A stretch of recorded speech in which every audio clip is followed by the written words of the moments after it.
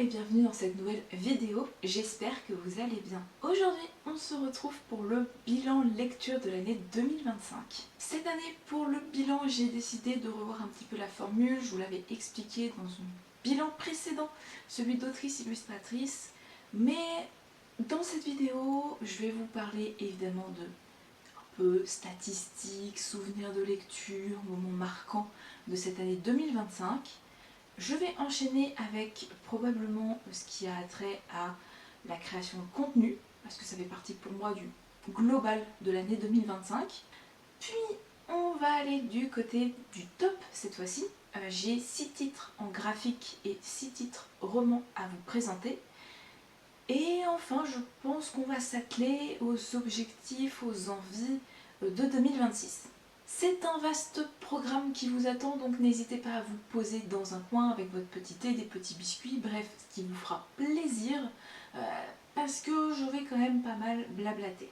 Évidemment, vidéo Booktube oblige, comme d'habitude, vous retrouverez le chapitrage si vous êtes perdu, les timecodes en description, mais aussi la liste exacte des livres dont je vais parler aujourd'hui. Je n'ai pas tous les livres à disposition, certains étaient des emprunts à la bibliothèque, donc quand je n'aurai pas les livres physiquement, je mettrai de toute façon la couverture dans un coin, vous avez l'habitude. Et comme j'ai une mémoire absolument affreuse, j'ai mis dans ce petit carnet quelques notes par rapport aux statistiques.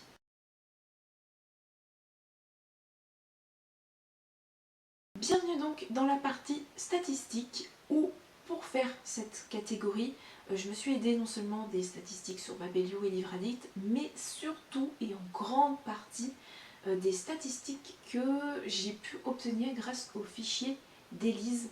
Je vous mettrai bien évidemment sa chaîne en barre de description puisqu'elle a créé tout un fichier très intéressant où vous pouvez répertorier vos lectures au fil de l'année et comme ça avoir des statistiques sur votre pile à lire, sur les suivis de saga, sur si vous avez lu plus d'autrices, plus d'auteurs, la diversité, le nombre de pages, enfin, bref, c'est ultra complet. C'était la première fois que j'utilisais son fichier et je regrette absolument pas d'avoir fait ça. Je compte le réutiliser et je le réutilise déjà pour 2026.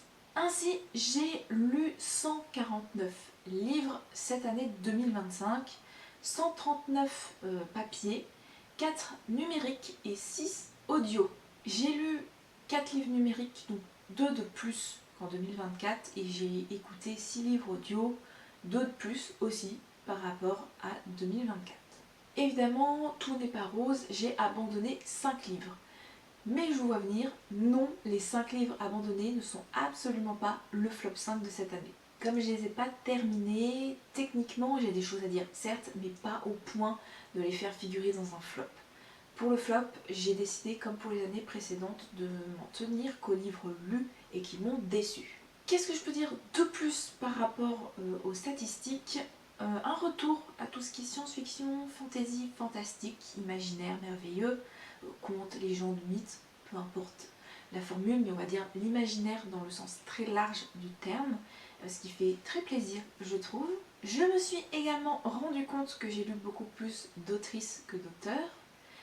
Tout ce qui concerne la diversité dans sa grande largesse est très représenté dans mes lectures cette année. Ce que j'entends par diversité, c'est non seulement personnages ou romances ou auteurs LGBT, mais ça peut être aussi la diversité corporelle, ça peut être aussi des thématiques liées à des sujets plus difficiles ou moins mis en avant. Ça peut être la neuroatypie, ça peut être les troubles de l'attention, ça peut être l'anxiété, les maladies chroniques, ça peut être le handicap aussi. Donc il y a pas mal de choses dans ce sens-là. Ça peut être des auteurs, illustrateurs, des autrices, illustratrices qui sont racisés. Donc pas mal d'éléments dans la diversité très large et quasiment une lecture sur deux tombée dedans. Donc on peut dire que ouais, je me suis améliorée de ce point de vue-là en 2025 et c'est pas pour me déplaire. On fait un petit tour du côté des sagas. Si un jour ça vous intéresse que je fasse vraiment une vidéo autour des sagas en cours, abandonnées, à poursuivre, etc. N'hésitez pas à me le dire en commentaire, ça pourrait être intéressant de voir comment je pourrais tourner cette vidéo. Et pour cette année 2025, 22 sagas commencées, 10 terminées, 28 avancées, 0 abandonné et 2 sagas testées sans que j'ai envie de lire la suite. C'est pas un abandon parce que concrètement je n'ai pas abandonné une saga en cours. C'était juste voilà, pour tester, voir si ça me plaisait et finalement c'est pas le cas. Donc je crois même que les 2 en question j'ai abandonné en plus ces lectures, je crois. Donc, en plus c'est vraiment du test à l'état pur. Concrètement, très contente de cette année 2025 aussi du côté des sagas, puisque là on s'aperçoit que si on additionne les sagas terminées et avancées, on est quand même sur 38 pour 22 sagas commencées. Donc ça va, on est sur un bon ratio, je trouve. Et puis surtout, quand on met cette stat des sagas, bah finalement ça représente un tiers de mes lectures. Donc j'ai lu pas mal de one-shot. On poursuit l'onglet statistiques avec la pile à lire. Globalement, j'ai acheté, reçu ou on m'a offert durant cette année 2025 53 livres exactement. Et sur ces 53, j'en ai lu 26, soit plus de la moitié. Ce qui est quand même conséquent et ce qui est vraiment très cool. Mais dans tout ça, il faut quand même ajouter aux 53 livres achetés, reçus, patati patata, les 29 livres de ma pile à lire de départ. Donc au 1er janvier 2025, j'ai commencé avec 29 livres. J'en ai eu 53 en plus, et je vous ai dit, j'en ai lu 26, mais sur ces 29, on va dire, reliques de la palle, tout ce qui date d'avant janvier 2025, j'en ai lu 18. Et j'en ai abandonné un. Conséquence, sur 29 reliques de la palle, 18 lus, on est très très bon, je trouve. Et un dernier chiffre concernant la pile à lire, si jamais vous voulez savoir avec combien de livres j'ai commencé l'année 2026, on était à 32. Après, que dire de plus sur cette année 2025 ? En vrac, j'ai adoré les lives d'Ultia autour de la bande dessinée et de Glénat parce que c'était très intéressant. Elle avait fait Angoulême l'année passée, elle a fait d'autres rendez-vous de la bande dessinée durant cette année 2025 et c'était très cool de regarder toutes ces interviews, toutes ces rencontres avec des auteurs illustrateurs, des autrices illustratrices, des BDistes en somme. Donc ça c'est un très très bon, ce sont de très bons souvenirs de 2025. J'ai participé comme d'habitude au challenge saisonnier et je m'en suis rajouté un petit nouveau. C'était le Tarot Book Challenge de Livromancienne qui m'a énormément séduite. Donc je ne sais pas si elle le reconduira cette année, mais si elle ne le fait pas, je ressortirai la vidéo de l'année 2025. Pareil, il n'y a pas eu d'édition de pile à lire en déroute et de février tapage cette année, mais ça ne m'a pas empêché de les faire de mon côté avec des éditions précédentes. Donc ça aussi, ça m'a fait énormément du bien de faire ça. Côté souvenir 2025, énormément de découvertes de nouvelles chaînes YouTube.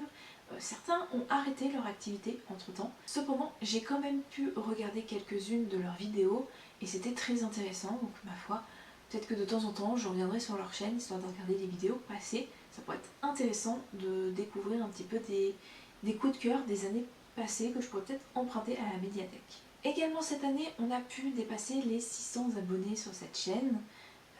En grande partie parce que les vidéos Booktube fonctionnent. Je m'avance un petit peu par rapport au bilan création de contenu que je ferai un peu plus tard, mais très contente là aussi des statistiques de cette chaîne, très contente de pouvoir petit à petit fédérer une communauté et de voir l'engouement que vous avez pour les vidéos de type Booktube.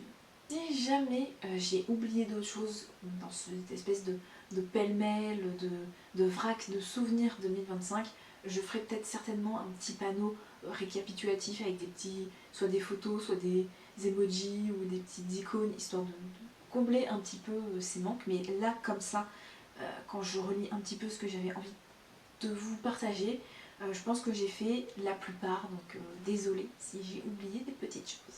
Et de toute façon, si jamais vous avez envie d'en avoir beaucoup plus en termes de statistiques, en termes de petits bonus par-ci par-là, de petits tags, questionnaires avec encore plus de recommandations livresques à vous mettre sous la dent, n'hésitez pas à faire un tour du côté du blog, puisque j'ai sorti l'article bilan lecture 2025 et il est beaucoup plus conséquent que ce que vous allez avoir dans cette vidéo. Et puisqu'on en est à terminer cet aspect stats et souvenirs globaux de l'année 2025, le premier livre lu a été Bonne Nuit de San-Kun Kim, qui est un album jeunesse où un enfant a du mal à s'endormir et va croiser en fait différents animaux qui eux aussi peinent à dormir et vont faire tout un voyage à travers les étoiles. C'est un très très bel album jeunesse, assez poétique aussi et magnifiquement illustré je trouve. Le dernier livre lu pour cette année 2025 est également un très très gros coup de cœur puisqu'il s'agit de la bande dessinée de Lulubi, Comme un oiseau dans un bocal. Dans cette bande dessinée, on rencontre deux personnages qui s'interrogent autour de la douance, enfin, du fait qu'ils soient surdoués. Il y en a un, il le sait depuis tout petit, l'autre l'apprend au détour d'un diagnostic et ne sait pas tellement comment se comporter, comment faire avec tout cet univers qui s'ouvre à elle, tout ce moi qui se redéfinit entre guillemets. Donc c'était très intéressant parce que ça avait un aspect à la fois narratif et en même temps quelque chose de très documenté. Donc le parfait mélange entre les deux avec de très très belles planches je trouve aussi. Donc là aussi un coup de cœur absolu si vous avez l'opportunité de le découvrir. Je vous le recommande à 100% parce que c'est ultra instructif. Et enfin, premier livre acheté dans cette année 2025, il s'agit de la suite de Tant que le café est encore chaud, le tome 3 très exactement. On est dans Le café où vivent les souvenirs de Toshikazu Kawaguchi aux éditions Le Livre de Poche. Là on est sur du contemporain, de la littérature asiatique qui me tardait de retrouver parce que j'aime beaucoup la formule de Tant que le café est encore chaud. On est dans un café à Tokyo et si vous prenez un café à une certaine place, vous pouvez retourner dans le passé. Il y a des règles à respecter évidemment et c'est toute une histoire un peu tranche de vie, on rencontre différents personnages avec des thématiques très variées. C'est mon petit plaisir, j'aime énormément cette saga et j'ai le tome 4 qui m'attend chaudement dans ma pile à lire.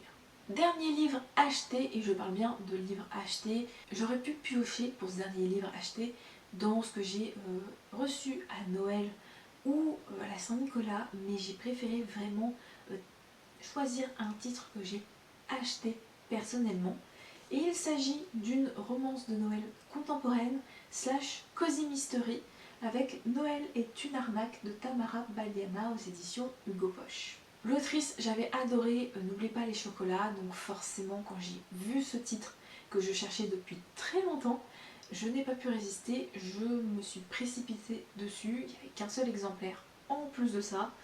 Donc autant vous dire que je suis repartie très contente et à peine acheté, je l'avais commencé, je l'ai lu en moins de 48 heures tellement c'était super génial. Donc vraiment, si vous cherchez la romance contemporaine sans scène 18+, sans smut et qui a ce petit twist un petit peu de cozy mystery, si vous avez envie de tenter l'aventure, Noël est une arnaque fonctionnera à merveille.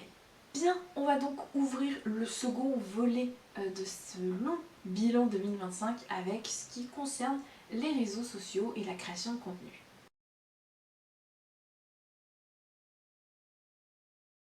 Comme je le disais, sur YouTube, les vidéos Booktube fonctionnent. Ils font plus de vues que celles autrices-illustratrices, donc je suis contente parce qu'en vrai, moi c'est un peu ma récréation. J'aime bien faire des vidéos YouTube qui parlent de lecture. Je m'amuse énormément à essayer de constituer mes piles à lire, de vous parler des sorties littéraires ou encore les book hauls.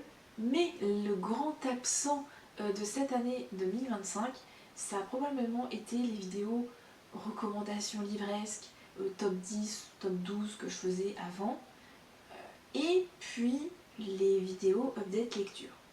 Ça c'est vraiment les deux absents sur lesquels j'aimerais remédier en 2026 parce que je me rends compte, et on va parler du blog, que beaucoup de mes articles cette année sur le blog n'ont pas trouvé preneur en termes de vues ou en termes de commentaires Et pour certains c'est un peu dommage parce que c'est des livres dont je suis absolument fan, que j'avais trop envie d'en parler en fait sur le blog, et je me disais forcément il y a peut-être des gens que ça va intéresser ou faire tilt, ou ils vont peut-être vouloir découvrir un petit peu ces livres, et ça n'a pas été le cas. Alors je m'en plains pas, le blog fonctionne quand même, il y a un nombre important de vues, de commentaires, il reste quand même un vecteur, le premier vecteur sur lequel j'aime m'amuser pour parler de lecture, mais le blog descend en termes de statistiques. Hein. En l'espace de 10 ans, j'ai quand même perdu jusqu'à 3 fois ce que je faisais auparavant, voire 4 fois désormais, donc c'est normal. Ça a été remplacé très vite par YouTube, par Instagram, il y a TikTok, il y a Twitch aussi, où on commence un petit peu à mettre le livre en avant, donc c'est normal en fait, et je suis pas agacée, ni irritée, ni énervée par rapport à ça, c'est logique, il y a des choses qui vont disparaître, des choses qui vont apparaître. Globalement, je reste très contente de mon année 2025, que ce soit pour le blog ou pour la chaîne YouTube. On a dépassé les 600 abonnés, j'ai quand même fait plus de 70 articles sur le blog, 23 vidéos, j'ai quand même fait une quarantaine de posts, donc beaucoup sur Instagram avaient attrait à la lecture, beaucoup plus d'ailleurs que mon activité d'autrice illustratrice, donc je peux pas dire que j'ai été déçue ou que je suis mitigée sur cette année 2025 côté création de contenu slash lecture, parce que vraiment ça a été une très bonne année. Pinterest, pareil, j'ai bien trouvé le rythme, j'aime bien parler de mes articles de blog sur Pinterest, partager les vidéos Booktube sur Pinterest, et ça va, ça fait des bonnes vues. Très curieusement, je vois bien qu'il y a certaines épingles qui fonctionnent mieux que d'autres, puisqu'on est sur des thématiques proches, l'album jeunesse, le manga, parce que on voit des pages graphiques et donc automatiquement ça intéresse davantage. Il y a certains romans qui fonctionnent aussi, mais ça va dépendre en grande partie de la couverture et du livre. Par exemple, un livre poche comme ceci fonctionne moins bien que si c'était un hardback avec du jaspage, avec des dorures, du vernis sélectif. Hein. Vous avez compris, les très beaux livres ont plus la cote que les poches ou les brochets. Sur le blog, je dois dire qu'il y a quand même des articles qui ont fonctionné, comme d'habitude les bilans du mois, ça c'est évident. Il y a également tout ce qui est sortie littéraire, ou encore les articles que je faisais autour de ma wishlist ou de ma pile à lire. Donc ça c'est des choses qui sont très intéressantes, qui peuvent donner aussi une matière à réflexion. Ainsi, et pour conclure cette partie création de contenu, il y a du bien, il y a du moins bien, mais globalement je ressors contente parce que petit à petit j'avance, j'essaye de trouver mes repères, mes marques, j'arrive à trouver des contenus qui me plaisent de plus en plus. J'ai définitivement pour l'instant mis en pause, en stand-by, tout ce qui est contenu vertical parce que j'en consomme pas des masses et ça se voit, parce que je n'arrive pas à trouver pour le moment quelque chose avec lequel j'accroche et qui me donne envie de tout simplement en faire et d'en proposer, que ce soit sur Instagram ou même sur YouTube. Tous ces posts, articles, vidéos me permettent aussi de faire un bilan dans ma tête et dans ce calepin de ce qui a fonctionné, moins bien fonctionné, d'essayer de comprendre les choses, de voir ce que je pourrais faire pour y remédier, bref, de faire un bilan pour pouvoir améliorer les choses et espérer grandir durant cette année 2026. Je pense concrètement, là aussi si jamais j'ai oublié des choses, je trouverai un moyen de les rajouter au montage, mais je pense que là, globalement, on a quand même pas mal blablaté sur le volet réseaux sociaux. Il y a beaucoup de choses que je vais annoncer et qui seront dans la partie future et 2026 pour ce qui concerne la lecture, donc on n'y est pas. Et je vais commencer sur le top qui est centré autour des graphiques. J'ai donc 6 titres à vous présenter. Comme spécifié précédemment, j'ai classer tous ces titres du top 6 au top 1. Et en 6ème position, on retrouve ce manga, Le Voyage d'Ourselune de O, qui est aux éditions Rue de Sèvres dans la collection Le Renard Doré. Et pour le petit pitch, on est sur un ours qui vit en solitaire dans son coin, qui voilà, vagabonde et fait sa petite vie, et qui un jour trouve une petite corneille égarée. Et donc les deux vont se lier d'amitié et vont devoir traverser et faire un long voyage pour que l'ours puisse retrouver ses congénères et que la corneille puisse expliquer sa présence et trouver un sens à ce voyage. On a donc un manga extrêmement touchant, d'amitié, un voyage à travers la nature, on a des réflexions, des messages philosophiques qui sont bien distillés ça et là dans ce récit. Moi j'ai adoré l'ambiance que j'ai trouvée vraiment touchante, c'était très riche en émotions, c'était trop mignon. En plus de ça, les planches sont magnifiques, elles ont un petit côté encre, la vie, elles sont épurées, c'est vraiment très chouette à regarder, donc un très gros coup de cœur, je ne m'attendais pas à apprécier autant, avec une fin qui est poignante, un régal. La 5ème position est occupée par un album jeunesse que j'ai découvert à la médiathèque, même si son auteur n'était pas une totale découverte pour moi, puisqu'il s'agit d'un album jeunesse de John Classen qui s'appelle Le Rocher tombé du ciel et c'est aux éditions Milan. John Classen est un génie en matière d'album jeunesse. J'ai adoré Je veux mon chapeau, Ceci n'est pas mon chapeau. Il a fait une petite trilogie autour des chapeaux et du vol en particulier qui est à mourir de rire tellement c'est bien fichu en termes de narration. La narration texte et la narration image ne racontent pas la même chose. Il y a beaucoup d'humour, mais un humour assez sarcastique. Il y a des choses qui sont très ironiques. C'est bien écrit. Les illustrations sont toujours au top. J'aime beaucoup son style graphique qui peut-être vous dit quelque chose puisque c'est lui qui a fait les illustrations d'une excellente série jeunesse que je recommande à 4000% si elle vous intéresse, mais il s'agit de Pax de Sarah Pennypacker aux éditions Gallimard. Et vraiment, j'aime beaucoup ce style graphique qui est très texturé, très géométrique et sobre, mais qui, vraiment c'est un régal. Vraiment, l'ensemble, ça fait partie, enfin John Classen fait partie de mes auteurs illustrateurs préférés. Et cette année, j'ai lu pas mal de ses albums jeunesse, et dans tous ceux que j'ai lus, Le Rocher tombé du ciel vaut vraiment le détour. On retrouve le style graphique de l'auteur, donc c'est simple, sobre, épuré, avec un design au niveau des personnages qui les rend extrêmement attachants. On a l'humour qui est pinçant, tordant, très dans l'ironie, dans l'absurde, dans le loufoque et le fantasque. C'est très simple cet album, chaque fois que vous tournez une double page, vous pouvez être sûr que vous vous trompez sur ce qui va se passer. Donc un vrai coup de cœur pour cet album qui raconte l'histoire de plusieurs animaux qui vont devenir copains, mais qui vont essayer de trouver le meilleur coin pour vivre. Ils vont bouger ça et là, ils vont essayer de communiquer, mais ça marche pas des masses quand on est à des kilomètres éloignés. Donc il y en a qui font les voyages pour aller voir les autres.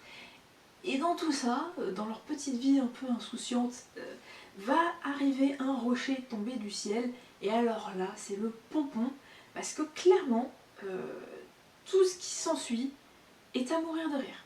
Si vous n'avez pas découvert John Classen et si l'aventure vous tente, lisez Le Rocher tombé du ciel et Je veux mon chapeau. C'est les deux coups de cœur absolus. Mais si vous avez des enfants, si vous êtes parents, tonton, tante, petits-enfants, neveux, nièces, peu importe, donnez du John Classen aux enfants.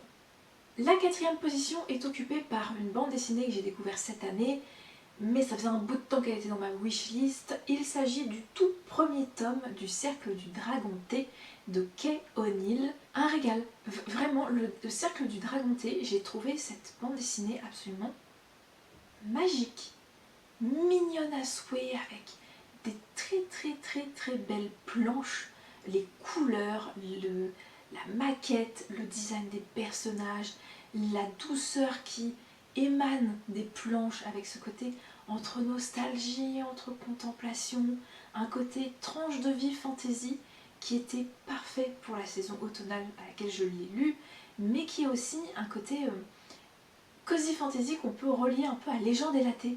Parce que quelque part, on a toute une histoire de dragons dont les feuilles, les ramures peuvent donner et sert en fait à l'art du thé.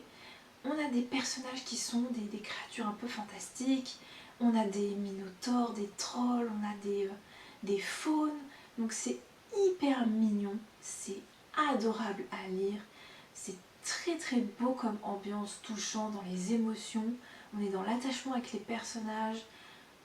Bref, moi j'ai vraiment kiffé le voyage, donc vraiment j'ai apprécié cette première incursion dans la saga du Dragon Thé et je suis impatiente de remettre mon nez dedans parce que vraiment ça vaut le détour et c'est une petite pépite. La troisième place est occupée par un album jeunesse d'une autrice illustratrice que j'aime énormément. Pareil, ça a été une redécouverte parce que j'ai quelques albums d'elle chez moi dans ma bibliothèque, mais je n'ai pas toute sa bibliographie, à regret, parce que ses albums jeunesse sont magnifiques. Je vais donc vous parler de Satoe Tone et de son album jeunesse Le Voyage de Pipo. Pipo est une petite grenouille perdue dans sa vie. Elle ne sait plus trop bien sur quel pied danser, elle a du mal à se sentir inspirée par ce qui l'environne, à créer. Et cette perte de créativité, d'inspiration, de motivation va lui faire croiser la route d'une petite brebis qui va l'emmener au fil des mois à travers toutes sortes de paysages assez féeriques et fantasques, histoire de retrouver la magie que Pipo a perdue. On a donc une histoire d'amitié entre la petite brebis et la grenouille, et c'est absolument trop mignon, trop adorable, trop chou. On a des personnages qui sont attachants, la motivation même de Pipo est très touchante et me parle directement, puisque autrice illustratrice, forcément le côté manque d'inspiration et de créativité, ça fait partie du quotidien. On a un découpage dans le texte qui est fait par moi, donc on suit au fil des mois les deux personnages dans leur voyage, un périple qui est assez féerique parce que les paysages sont magnifiques. J'aime beaucoup la part d'imaginaire, d'ode à l'enfance dont l'autrice fait part. Le texte est sobre, simple, efficace et permet une belle lecture à haute voix. Et pour couronner le tout, les illustrations sont absolument magnifiques. J'adore les couleurs utilisées par Satoe Tone qui sont douces, qui sont pastels. J'aime énormément ces paysages qui sont flous et en même temps on a des éléments qui sont très bien dessinés. Le design même des personnages les rend absolument trop mignonnés. Satoe Tone, c'est très doux, c'est contemplatif, c'est mignon et ça a un régal à faire découvrir aux enfants. Et la deuxième place de ce classement graphique, je la donne volontiers à un gros coup de cœur et ma dernière lecture de 2025, la bande dessinée de Lou Luby, Comme un oiseau dans un bocal. On suit deux personnages, Raya et Birdo. Birdo sait qu'il est surdoué depuis qu'il est tout petit, mais pour Raya c'est une autre paire de manches puisqu'elle le découvre au détour d'un diagnostic et semble être perdue dans derrière ce mot. Qu'est-ce que ça représente? Qu'est-ce que ça implique? Qu'est-ce que ça lui ouvre comme perspective? Les doutes, les craintes, les questionnements. Bref, elle se pose moult questions et Birdo va essayer, tant bien que mal, de l'aider à y voir un peu plus clair. C'est une bande dessinée qui est à la fois narrative, puisqu'on y suit l'amitié entre deux personnes et leurs histoires de famille, de couple, mais on a aussi toute une partie qui est beaucoup plus documentée, sourcée, mais qui se lit tout seul. J'aime énormément la manière dont l'autrice a su passer des idées claires, simples et concises, à quel point elle nous parle avec légèreté et émotion, et en même temps en étant dans le fond du sujet de tout ce qui est surdoué, HPI, les HPE aussi, donc les hauts potentiels émotionnels, zèbres, enfin il y a plusieurs appellations qui sont très différentes mais qui recouvrent des réalités très différentes également. Donc un excellent texte qui est magnifié par de très très belles illustrations, je trouve. J'aime énormément le style esthétique de Lou Luby qui est simple, efficace, avec voilà, ces personnages d'oiseaux et de petits poissons dans son bocal. J'ai adoré vraiment le rendu des personnages et la manière dont elle a maquetté toute sa bande dessinée pour nous faire vivre un très très beau voyage et une merveilleuse histoire. Fatalement, voici le premier, le numéro 1 de ce classement graphique pour cette année 2025. Est-ce que ça va être très surprenant me connaissant et vu à quel point j'en parle à toutes les sauces chaque fois que je peux le caser quelque part? Il s'agit de Fangirl, le deuxième tome de la saga Fangirl, qui est adapté par Sam Maggs et illustré par Gaby Nam, inspiré du roman de Rainbow Rowell. Et la saga Fangirl, vous pouvez la retrouver aux éditions Delcourt dans leur collection Waves. Pour le pitch, Fangirl, c'est l'histoire de Kat qui débarque à l'université. Elle pensait tout affronter de ce monde qui lui fait peur et qui la rend très anxieuse aux côtés de sa sœur jumelle, mais cette dernière a décidé qu'il était grand temps, université et vie étudiante oblige, de prendre son envol, de crier son indépendance et de prendre sa liberté et de vivre à fond la vie étudiante, ce qui n'est pas le cas de Kat qui est laissée de côté et qui pour elle, tout se réactive, ses doutes, ses peurs, ses questions, ses failles, voilà, tout est exacerbé et elle a du mal à trouver sa place dans ce milieu. Et dans tout ça, Kat est également une autrice connue, reconnue de fanfiction sur un univers en particulier qui est celui de Simon Snow, qui est un équivalent d'Harry Potter pour nous. Et Kat se retrouve à devoir écrire ses fanfictions toute seule, puisque effectivement sa sœur jumelle a pris son indépendance aussi du côté de sa part d'enfance-adolescence et donc s'est éloignée de Simon Snow. Ainsi, Fangirl, c'est une histoire qui traite de la vie étudiante, de la famille, de l'amour, de l'amitié, évidemment, mais pas que, c'est le passage à l'âge adulte, c'est aussi le côté gémellité, donc les histoires entre les deux sœurs jumelles. On a des affaires aussi liées à l'écriture, liées au fandom, donc être fan de quelque chose, la fanfiction versus les écrits originaux, puisque Kat suit un cursus autour de l'écriture. Donc voilà, il y a moult éléments développés par Rainbow Rowell déjà dans son roman et qui sont magnifiquement adaptés et mis en dessin par le duo sur ce manga. Donc je peux que vous recommander à 4000% de lire Fangirl parce que c'est excellent. Je trouve qu'on a affaire à une très belle série. J'aime énormément la version française avec les jaquettes qui sont vraiment de toute beauté. Je suis archi fan du design des personnages, du rendu des décors, de la facilité avec laquelle on lit le manga parce que ça coule de source en matière de découpage et de lisibilité. Les textes est soigné et prenant. Je trouve que l'adaptation est vraiment excellente. Donc si vous avez lu Fangirl, lisez son adaptation manga, vous ne serez pas déçus. Si vous n'avez jamais lu le roman, peut-être que ça peut vous donner envie de le faire. En tout cas, Fangirl, ça restera mon chouchou, et fort à parier que si je lis les tomes 3 et 4 cette année, ils seront forcément dans un top 10 d'ici la fin de l'année. Maintenant que j'ai terminé les graphiques, on va aller du côté des romans.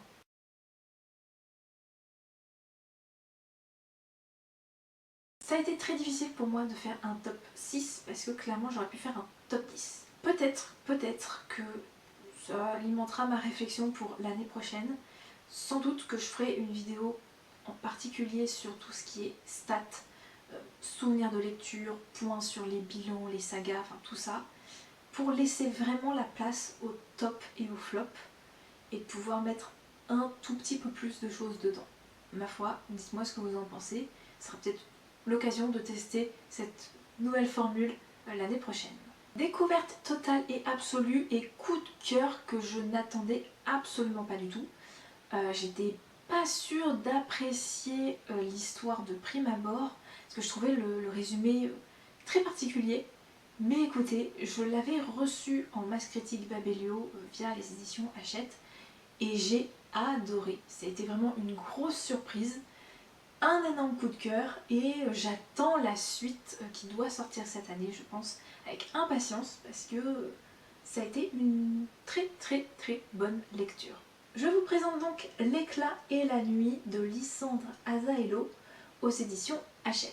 On est donc sur un roman de fantasy young adulte, une intrigue de cour qui plus est, donc vous allez avoir des trahisons, des manipulations, des complots, des retournements de veste, des péripéties très haletantes, vous allez avoir des jeux de dupes, des vérités à découvrir, des secrets à farfouiller, voilà, pas mal de petites choses qui vont jalonner votre lecture. Et pour ce qui est du pitch, on va découvrir Cèdre, qui est en fait une descendante, illégitime certes, mais descendante quand même, des Avénementiels. Et c'est la dernière à porter la magie de 3 étoiles. Et donc, elle est forcée de vivre dans la clandestinité, dans le secret, de cacher sa vraie nature, jusqu'au jour où elle décide de prendre en main son destin et de se dire que ça serait excellent de passer de l'ombre à la lumière. Et pour restaurer sa lignée, revenir dans la lumière, il va falloir composer avec un empire qui est plus que vacillant. Et pour ça, elle va devoir s'allier au roi, qui est à ce jour la seule et unique personne à pouvoir faire un espèce de rituel qui lui permettrait à Cèdre de révéler toute l'étendue de ses pouvoirs. Ça c'est le pitch, et j'espère que j'ai bien pitché, parce qu'en vrai il y a tellement de choses à savoir sur l'histoire de Cèdre, sur l'histoire de ce roi, l'empire, les étoiles, les différentes familles, la cour, le passé. Il y a tellement d'éléments à découvrir, de personnages à présenter que vous allez rencontrer, tellement de mystères qui vont s'épaissir, qui vont vous mener vers des fausses pistes, des retournements à gogo, que vraiment j'ai été scotchée par l'intensité, l'ambiance pesante et l'écriture de l'autrice, parce que c'est hyper bien écrit, les personnages sont captivants, comme je vous ai dit, l'attention est maintenue éveillée du début à la fin. Je trouve la construction d'univers dans tout le world building poussé. Vraiment, l'autrice a fait un excellent travail pour ce premier tome et je suis impatiente de lire la suite. Autre belle surprise, je m'y attendais un petit peu vu que je l'avais découvert chez Margot Liseuse et elle en avait parlé en bien et je m'étais dit il y a peut-être moyen que ça me plaise également vu les références citées, vu comment elle en parlait. Je l'ai découvert et lu cet été, c'était un gros coup de cœur de mon été 2025. Il s'agit du premier tome des Brûleurs d'or de Alice Paria, le livre 1 qui s'intitule Les apprentis de Morcelieu aux éditions Scrinéo. Ici on est sur la jeune Cléo qui est une orpheline qui est laissée pour compte et qui se paye des cours de magie avec un enchanteur, un petit peu comme elle peut avec les recettes, on va dire, de ses larcins, puisqu'elle est un peu voleuse. La vie de Cléo bascule le jour où Lazarus débarque et l'emmène au domaine de Morcelieu, le château, un lieu qui sert à la fois d'école, mais aussi de, je vais pas dire de base, mais un endroit où se réunissent à la fois des magiciens, des nobles, des politiciens. Et donc forcément, plus vous mettez des personnages dans un même lieu, plus ils vont avoir des ambitions, des secrets, des choses qui vont les opposer ou au contraire les rallier. Tout ça, c'est saupoudré de fêtes, de fastes et de complots en tout genre que je vous laisse vraiment le soin de découvrir par vous-même. Pour ma part, j'ai adoré parce que ça mêle de la fantaisie, on a de la magie, de l'alchimie, une intrigue de cour, encore une fois, vous allez dire que 2025 c'était l'année des intrigues de cour, mais j'ai beaucoup aimé la présence de l'alchimie, cette école de magie, le personnage même de Cléo était ultra intéressant à suivre dans ses aventures, dans cette enquête aussi qu'elle mène, parce que quelque part elle essaie de savoir pourquoi elle a été sélectionnée parmi tous les enfants ou tous les orphelins que compose cet univers. Voilà, il y a des mystères à résoudre, il y a des personnages qui sont hauts en couleur, et je comprends pourquoi Margot Liseuse avait pensé à la passe miroir pour ce titre, parce qu'effectivement on retrouve, je trouve, cette ambiance très lente, contemplative, ce côté faste, le château avec ses fêtes, avec ses personnages turbulents et colorés qui nous plongent dans des méandres politiques, dans des quêtes de magie, des histoires du passé, des guerres qui semblent pointer le bout de leur nez. Donc il y a énormément de choses travaillées, présentées par l'autrice dans ce premier tome, et une ambiance qui est très particulière. C'est un roman qui est parfait pour l'hiver si jamais vous cherchez à le caser. Et là aussi, j'attends la suite avec impatience. En quatrième position, on va retrouver un roman que j'ai reçu via Babelio et une masse critique. Pareil, je ne m'attendais pas à ce que ce soit un coup de cœur absolu. Et pourtant, c'est le cas. J'ai surkiffé cette aventure. Il s'agit du premier tome de la légende de Magistral qui s'intitule Les Désobéissants et c'est aux éditions Sans Dessus Dessous. On retrouve au texte Nathalie Dargent et aux illustrations Colonel Moutarde. La subtilité par rapport aux deux autres romans précédents, c'est qu'ici on est sur un roman jeunesse à partir de 9-10 ans à peu près. Pour cette histoire, on est dans un monde de fantaisie où on a Charlie et Robin, frères et sœurs, qui se mettent en quête d'un personnage issu d'une légende, à savoir Carnage. Et ils se mettent en quête de Carnage parce que leur mère a été récemment emprisonnée et qu'il semblerait que Carnage, étant le neveu de la reine, pourrait plus ou moins abonder dans leur sens et surtout peut-être renverser le pouvoir établi. Évidemment, ce guerrier, ce neveu du roi, a disparu après une importante bataille qui a mis à mal le clan, on va dire le royaume dans lequel Charlie et Robin a grandi, puisqu'ils sont considérés comme des pouilleux, vu qu'ils ont perdu la guerre. Et donc vous vous retrouvez avec un roman d'aventure et de fantaisie animalière. Et je dois dire que tout est absolument bien pensé, bien ficelé, réfléchi, pour donner à ce livre une dimension extraordinaire. On va déjà commencer par parler de l'objet livre en lui-même qui est magnifique, je trouve, puisque le jaspage est de toute beauté d'une part, mais en plus le livre est décoré du sol au plafond. Vous avez des illustrations, vous avez entre chaque chapitre des pages qui servent à compléter l'univers, c'est-à-dire que le génie de l'autrice, c'est de ne pas avoir mis toute la construction d'univers dans le récit, mais d'en avoir conçu une partie dans le récit et d'avoir mis l'autre dans des pages annexes, des pages qui permettent de compléter un petit peu la géographie, ça peut être l'histoire, ça peut être les personnages. Il y a tellement de choses, il y a des recettes aussi, donc c'est très soigné et poussé en termes de construction d'univers, d'illustration, parce que les illustrations sont magnifiques, disons-le clairement. Ce côté fantaisie animalière qui permet énormément de choses, le côté aussi très asiatique, je trouve, dans le design des personnages, dans le design des lieux, aussi des éléments d'ornement pour décorer les différentes pages. Il y a de la bande dessinée, il y a des illustrations d'affiches. En vrai, il y a différents types d'illustrations, différents types de pages annexes. Il y a des illustrations pleine page, il y a des toutes petites illustrations, il y a des ornements pour décorer. Bref, c'est ultra complet, c'est magnifique. J'aime énormément la palette de couleurs. On est sur des bleus, sur des rouges, oranges. On est sur du blanc et du noir. C'est magnifique à quel point ça a été pensé de A à Z pour donner une esthétique globale au récit. Des choses à se mettre sous la dent, et quand je pense que c'est pour les 9-12 ans, c'est incroyable d'avoir une telle qualité en matière d'image et de texte. Parce que oui, le texte est excellent.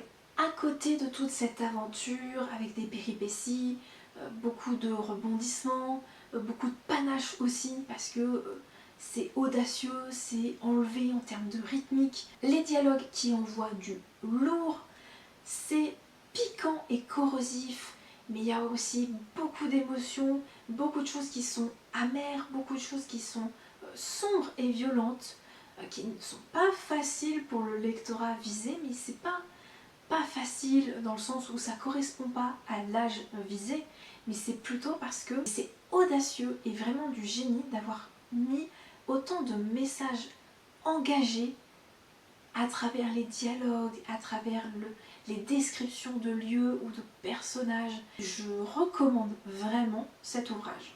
On continue avec le roman qui est arrivé en 3e position dans ce top. Il s'agit des Oiseleurs de Camille Noyer aux éditions Ozo. Vous êtes donc au cœur d'un royaume de fantaisie où les oiseaux ont une place cruciale.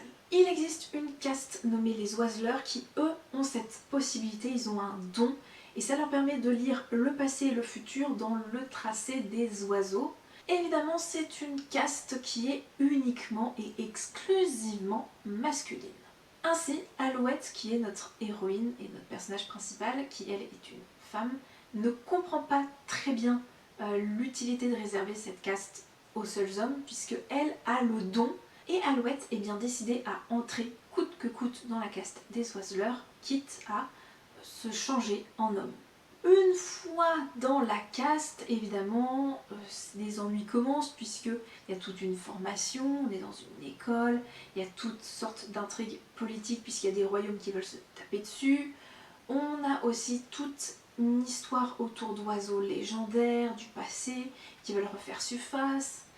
On a des histoires aussi propres à Alouette sur la condition des femmes, sur le féminisme, sur également les stéréotypes de genre.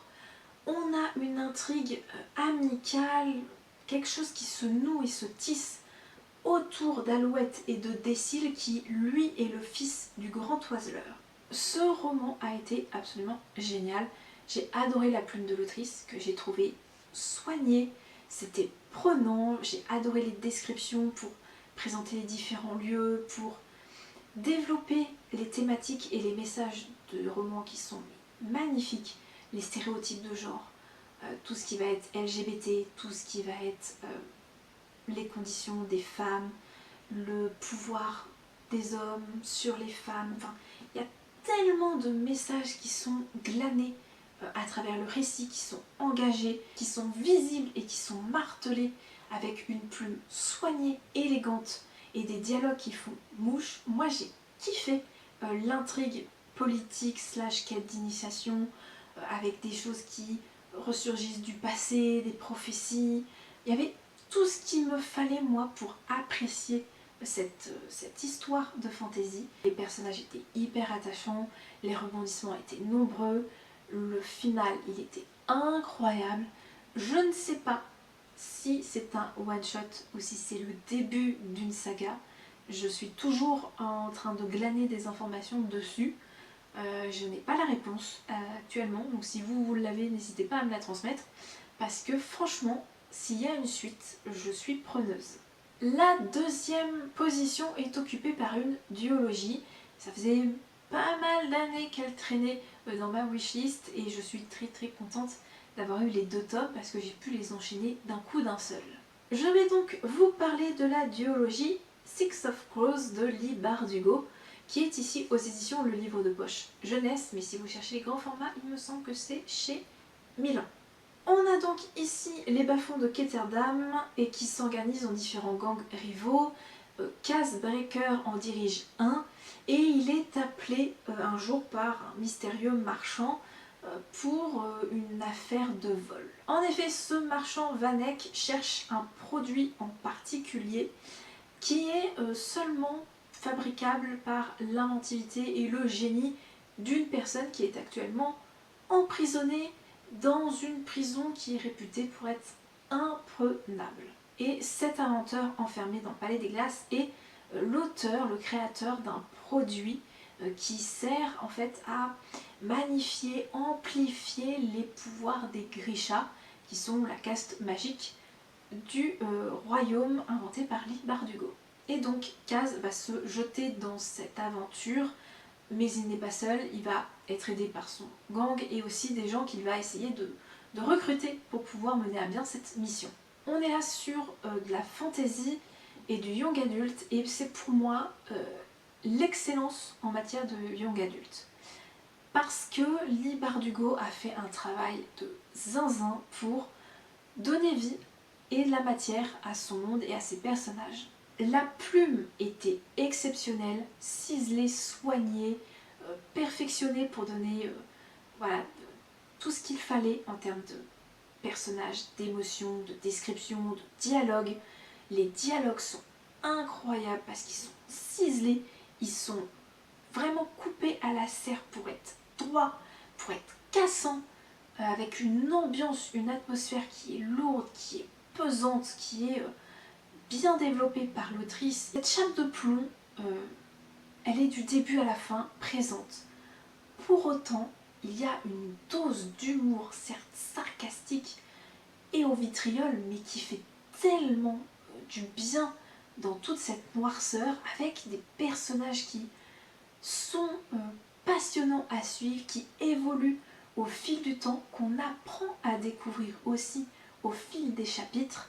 Il y a des secrets qu'on perce qu'à la fin du tome 2 pour certains, et il y a tellement d'éléments, d'ingrédients que l'autrice distille ça et là des messages engagés, de la politique, des retournements de veste, des péripéties, des complots, des mensonges, des trahisons, de la romance, de l'amitié, des secrets, des choses passées, des choses à venir. Enfin, il y a tellement de travail qui a été fourni par l'autrice pour tout imbriquer. Donc j'ai été scotchée, ça a été une excellente lecture. C'était pas mon premier pas dans le Grishaverse parce que j'avais lu, me semble-t-il, les recueils de contes Le Chant des Ronces, si je ne dis pas de bêtises. Donc là c'est mon deuxième pas dans le Grishaverse, mais clairement il y a fort à parier pour que je vais continuer l'aventure. Et on y est, c'est le moment tant attendu de vous annoncer quel est le roman qui est top 1 de cette année 2025. Est-ce vraiment une surprise quand on sait que je l'avais déjà cité comme étant ma lecture préférée du premier semestre 2025? Eh bien oui, je ne pouvais pas ne pas le mettre en top 1 puisque il réunit absolument tout ce que j'aime. Je parle de l'intégrale de Steam Sellers d'Ellie S. Green qui est aux éditions Gulfstream Editor. Et Steam Sellers, ça raconte l'histoire de la jeune Prudence qui fait des rêves assez étranges et curieux, qui semble être une guérisseuse un petit peu en marge de la société. Et puis un jour, elle se fait enlever par une bande de pirates, et c'est ainsi que commence un très long voyage à bord de l'héliotrope qui va la conduire à percer les secrets d'une cité disparue qui appartenait autrefois à une caste aussi disparue, à savoir les alchimistes. Vous avez donc un récit de science-fantasy, puisqu'il y a un côté très steampunk, un côté très fantasy avec la magie et les alchimistes.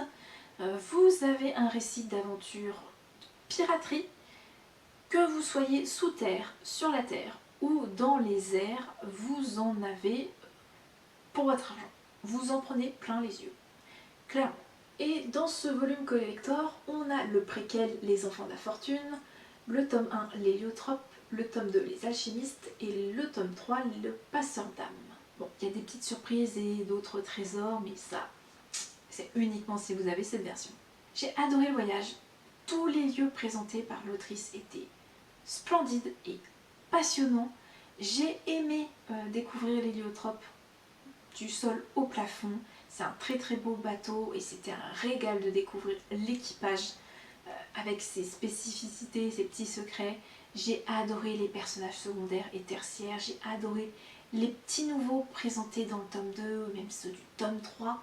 Ce que j'ai aimé, c'est qu'Ellie S. Green ne se contente pas de s'occuper que de Prudence. On va suivre aussi d'autres personnages à travers cette aventure. Il y a des péripéties, il y a des complots, il y a des des batailles, il y a des duels, il y a des secrets à aller fouiner, il y a des personnages qui sont pas si sympathiques que ça et d'autres qu'on croirait pas très sympathiques mais qui sont très abordables. Donc en vrai j'ai adoré la manière dont l'autrice a créé son univers, nous balade à travers tout son monde et exploite son monde à travers des petites péripéties, des quêtes qui sont reliées au fil rouge. Et j'étais même ultra triste de quitter cet univers à tel point que je me suis dit que j'avais presque envie de redémarrer aussitôt terminé. Ce qui est très rare que j'ai cette envie-là. Quand je termine un livre, je me dis chouette, j'aimerais bien le relire, mais dans quelques années. Là, une fois refermé, j'avais presque envie de recommencer, tellement j'étais bien dedans. Si vous n'avez pas succombé à Steam Sellers, n'hésitez pas à faire un tour. Je ne sais pas s'il reste des éditions collector chez Gulfstream, mais en tout cas, peut-être qu'ils ont toujours les grands formats, ou au pire, vous avez des formats poche.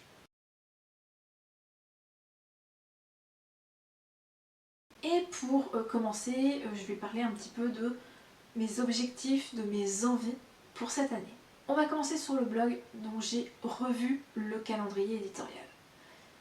En gros, désormais, il y aura un article tous les mercredis et je ferai ce que j'ai appelé des avis express, c'est-à-dire des courtes chroniques et de mettre 4 à 5 livres par article.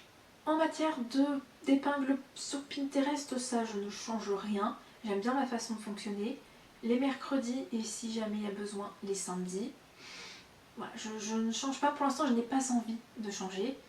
En plus j'avais revu un peu le design récemment, donc là-dessus je continue tel quel. Pour Instagram, j'ai envie de faire des posts une fois par semaine, donc chaque lundi, et de pouvoir cette fois-ci m'amuser un petit peu plus sur j'allais dire, le contenu lecture. En vrai, ce que j'aimerais faire idéalement, mais ça va s'installer progressivement je pense, c'est de faire les carnets de lecture les vendredis, alors pas tous les vendredis, mais les vendredis, pour libérer les lundis sur des posts lecture qui seraient peut-être par exemple parler d'une thématique en particulier, genre je sais pas. Mettons que j'ai envie de faire un post avec 5 recommandations livresques sur les sorciers, bah j'aimerais bien récupérer ce lundi en fait pour poster ce genre de contenu parce qu'en vrai bah, mon seul contenu lecture c'est ou les piles à lire ou les sorties littéraires ou les carnets de lecture. Or je me dis que les carnets de lecture pourraient avoir leur jour dédié. Puisqu'on est dans la création de contenu, restons-y, peut-être davantage faire de stories sur Instagram, reprendre en main Tipeee et Patreon pour y incorporer davantage la lecture, également continuer ma bonne lancée côté vidéo sur YouTube, notamment dans l'idée de absolument vous faire des updates lecture, parce que ça m'a manqué, j'en ai fait qu'un seul l'année dernière, et vraiment je sens que j'ai besoin aussi de parler de mes lectures à travers les vidéos. Ça c'est ma partie objectif envie en matière de création de contenu, donc il y a des choses qui sont déjà sur place et il faut les maintenir, il y a des choses que ça se mettra en place progressivement au fil de l'année et des choses qui doivent vraiment être faites. Maintenant, si on sort de la partie création de contenu, c'est quoi mes objectifs cette année? Continuer sur ma lancée côté livres numériques et livres audio, au moins 4 livres numériques, au moins 6 livres audio, toujours continuer à découvrir de la fantasy, de la science-fiction, du fantastique, l'imaginaire merveilleux, parce que c'est vraiment ce que j'aime. Essayer de découvrir de nouveaux auteurs, de nouvelles autrices, parce que ça aussi ça me tient à cœur. Poursuivre la bibliographie de certaines dont je suis très fan, ce qui est le cas par exemple de David Brie, ou encore de Manon Fargeton, ou de Jean-Laurent Del Socorro, dont j'ai des livres dans ma pile à lire, et j'aimerais bien retrouver leurs plumes. Évidemment, poursuivre, voire terminer des sagas en cours. Ça, je pense qu'on est beaucoup à l'avoir, cet objectif. J'ai sélectionné certaines sagas découvertes les années précédentes, et je vais essayer de soit me mettre à jour, soit les avancer, soit les terminer. J'ai évidemment une sélection, alors sur mon blog il y en a 12, mais en vérité j'en ai sélectionné 5 pour paraître dans cette vidéo parce que sinon ça serait beaucoup trop long. Et donc parmi les 32 livres que j'ai dans ma pile à lire, il y en a 5 qui me font tout particulièrement envie. Je vais vous les présenter un peu en pêle-mêle, mais je ne vais pas trop m'étendre sur le sujet, à part vous donner quelques indications assez simples. Un running gag que j'ai présenté à plusieurs reprises dans des piles à lire saisonnières, mais que je n'ai toujours pas découvert, alors que le tome 3 va sortir cette année. Il s'agit du tome 2 des Whisperwicks, La malédiction des dérobés de Jordan Lees aux éditions Ozo. Forcément, vous vous doutez bien que comme je vous ai présenté dans le top graphique Fangirl le tome 2, je ne pouvais pas passer à côté de Fangirl le tome 3, que je veux absolument lire et qui sera probablement fait en février. Donc à nouveau, on retrouve Rainbow Rowell cette fois-ci au texte et on trouve Gaby Nam aux illustrations, et c'est toujours inspiré du roman de Rainbow Rowell. Je vous ai parlé juste avant dans les objectifs un petit peu pêle-mêle de 2026 de Manon Fargeton, de David Brie ou encore de Jean-Laurent Del Socorro, dont j'avais des livres dans ma pile à lire et que je veux absolument les lire pour retrouver leur plume depuis très longtemps maintenant que je les ai découverts, ces auteurs et cette autrice. Et bien j'ai Morgane Pendragon de Jean-Laurent Del Socorro dans la version poche chez J'ai lu, et j'ai également le premier tome du cycle des secrets, La marche des géants de Manon Fargeton aux éditions Folio. Donc là, en plus très contente, 2 romans de fantasy, un de fantasy pure et dure et l'autre qui est de la fantasy historique, puisqu'on est en l'an 601 sur l'île de Bretagne et que ça réécrit le mythe arthurien avec notamment Morgane. Pour le Manon Fargeton, on est dans une cité où Laura peine à trouver sa place au sein du clan des marins, et elle reçoit la visite d'une puissante magicienne qui va lui dévoiler des secrets autour de sa naissance et encore plein d'autres. Et du coup ça va bouleverser tout ce que Laura sait de son monde, de ce qu'elle pensait être sa vie. Et pour le coup ça va la placer dans des responsabilités et surtout au centre de dangereuses intrigues politiques. Et petit nouveau dans ma pile à lire, puisque c'est le tout premier roman que je me suis acheté en 2026. Il s'agit du premier tome de Silverton Supernatural Project d'Ellie S. Green qui s'intitule Les âmes de l'Ouest aux éditions Gulfstream Éditeur. Oui, c'est un roman de l'autrice de Steam Sellers. Et on est ici en 1867 où il y a des dangereuses entités surnaturelles qui hantent les ruines d'une Amérique ravagée par la guerre de sécession. Il y a une menace spectrale qui s'étend et une organisation secrète qui semble y faire face. Elle s'appelle l'agence Silverton et son but c'est de recruter et de former des agents experts en phénomènes occultes qui sont apparemment le dernier rempart entre le monde des morts et celui des vivants. Ça, on va dire que c'est les 5 qui sont, on va dire, en priorité dans ma pile à lire. Mais il y en a bien d'autres. Ma pile à lire est remplie de livres qui me font grave envie. Mais comme c'est jamais assez suffisant, on va conclure cette vidéo avec, dans les objectifs 2026, les futures parutions de l'année qui va s'écouler. J'ai pris des notes puisqu'on a en vrac l'adaptation en bande dessinée de La Passe Miroir par Vanida et Christelle Dabos. Ça c'est banger absolu. J'ai le nouveau roman, le prochain roman de Nell Pfeffer, qui est l'autrice de L'Engrange-Temps et des Cités de Poussière, qui s'intitule Le Fracas des Envolées et qui me fait super envie, qui sort en mars prochain. Il y a également le tome 4 de Lightfall de Tim Probert. Vous savez à quel point j'adore cette bande dessinée, donc je suis tellement contente d'avoir le tome 4 qui sort cette année. J'ai également la nouvelle saga d'Elizabeth Lim. Je sais que le tome 1 est sorti l'année passée et donc j'aimerais rattraper mon retard et enchaîner avec le second tome qui sort cette année. Il s'agit du Sang des étoiles et le tome 2 s'intitule Les larmes de la lune. Elizabeth Lim, j'ai adoré sa saga Les 6 couronnes écarlates. Donc écoutez, replonger dans la mythologie asiatique avec cette autrice, c'est que pour m'enchanter.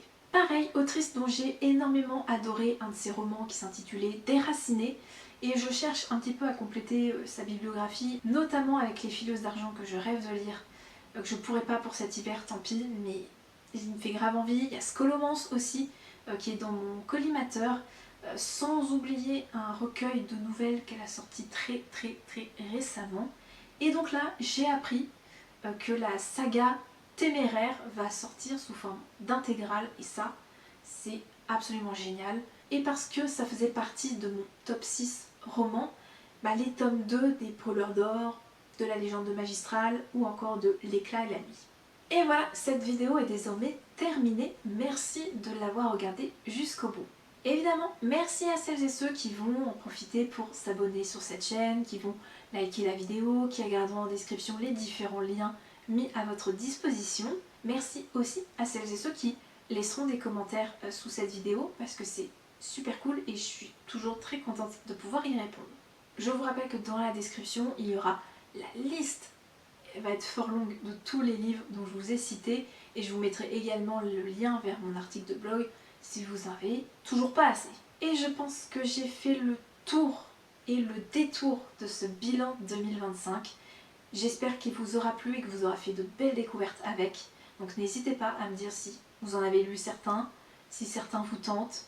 Bref, tout m'intéresse. Et d'ici la prochaine vidéo, je vous souhaite d'excellentes lectures. Bien sûr, portez-vous bien, restez curieux et créatifs. Bye!